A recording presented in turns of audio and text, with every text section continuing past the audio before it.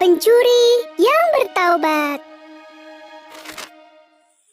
Di tengah malam yang sunyi, seseorang terlihat sedang mengendap-endap ke sebuah kandang domba. Dia adalah Fudail, seorang pencuri yang kerap beraksi di malam hari. Kali ini, dia berniat mencuri seekor domba milik seorang saudagar. Fudail mengeluarkan pisaunya yang telah diasah dengan tajam. Dia meraih satu domba terdekat dan menyembelihnya. Domba itu langsung terkulai sebelum sempat mengembik. Namun, aksinya yang tiba-tiba ini membuat domba-domba lainnya gelisah. Kegaduhan pun terjadi. Satu persatu domba itu mengembik. Fudail segera memanggul domba yang sudah terkulai itu dan segera berlari secepat yang dia bisa. Domba itu terasa berat di pundaknya, tapi Fudail tidak bisa berhenti.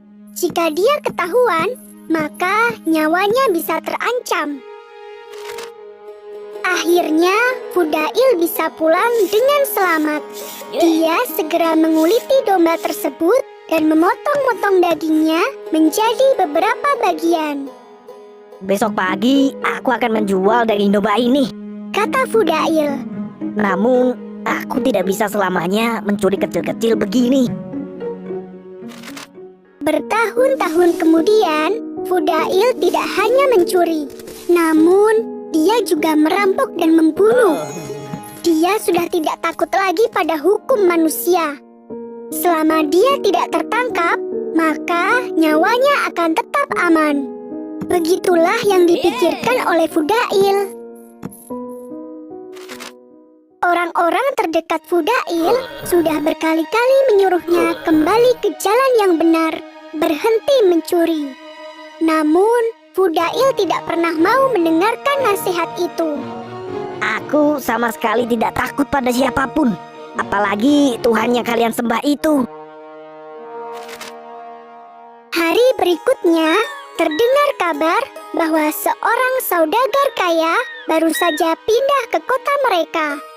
Rumah saudagar itu sungguh besar dan banyak barang-barang berharga di dalamnya. Orang bilang dia adalah pedagang perhiasan yang sangat sukses. Fudail sama sekali tidak melewatkan kesempatan emas ini. Dia pun menyusun rencana untuk merampok rumah mewah itu. Setelah semua persiapan siap, Fudail pun pergi. Dengan mudah, dia memanjat pagar tembok. Kemudian, dia bergantung pada sebuah pipa dan meloncat ke lantai 2. Celaka, ada penjaga, teriak Fudail dalam hati. Dia tidak menyangka jika beranda lantai 2 ini dijaga.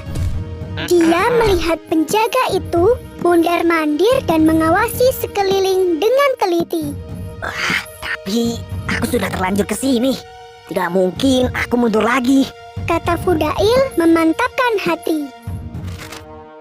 Gerakan Fudail begitu gesit dan tanpa suara. Dengan mudah, Fudail melumpuhkan penjaga itu. Sepertinya aku menusuk terlalu dalam.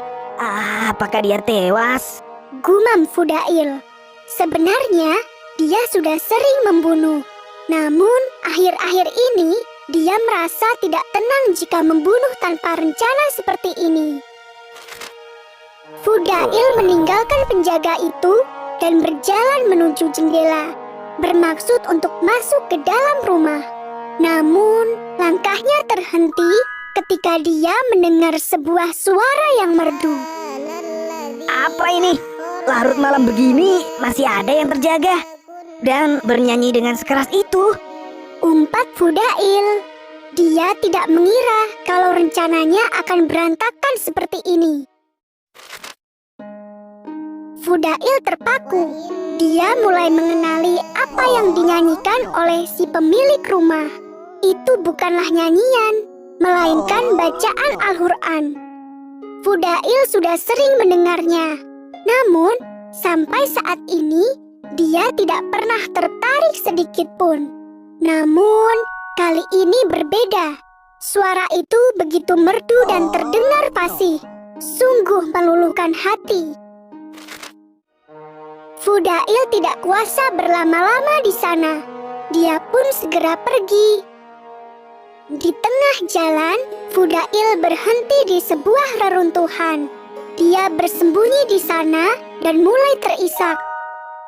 Ya Tuhanku, ya Rob, aku sungguh berdoa. Aku sungguh berdoa.